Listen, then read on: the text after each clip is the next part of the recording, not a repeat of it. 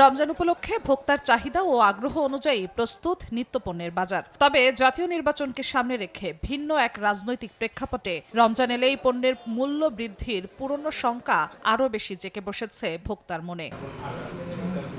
রমজানের বাজার শঙ্কা কাটাতে সোমবার সকালে রাজধানীর মতিঝিলে নিত্যপণ্যের বাজার পরিস্থিতি নিয়ে মতবিনিময় সভায় এফবিসিসিআই প্রশাসক জানান, বাজারে নিত্যপণ্যের পর্যাপ্ত সরবরাহ রয়েছে। বিভিন্ন নিত্যপণ্য এবং খাদ্যপণ্যের যে সরবরাহ বাজারে থাকা দরকার সেটি পর্যাপ্ত আছে। আমাদের যেটা এখন প্রয়োজন বাজার ব্যবস্থাপনাটাকে বজায় রাখা, যাতে অস্বাভাবিক কোনো কারণে দ্রব্যমূল্যের কোনো ঊর্ধ্বগতি না হয়। ব্যবসায়ীরাও জানান, লেবু বাদে সব পণ্যের যোগান আছে পর্যাপ্ত। তবে পণ্য খালাসের জটিলতা, সাপ্লাই চেইনে মধ্যস্বত্বভোগীদের দৌরাত্ম্যে পণ্যের দাম বেড়ে যাওয়ার শঙ্কায় তারা। পেঁয়াজ ইনশাল্লাহ এবার সমস্যা হবে না, কাঁচামরিচ তাও সমস্যা হবে না, ধনেপাতা অ্যাভেলেবেল, বেগুন অ্যাভেলেবেল, শুধুমাত্র লেবুটা একটু সংকট হতে পারে।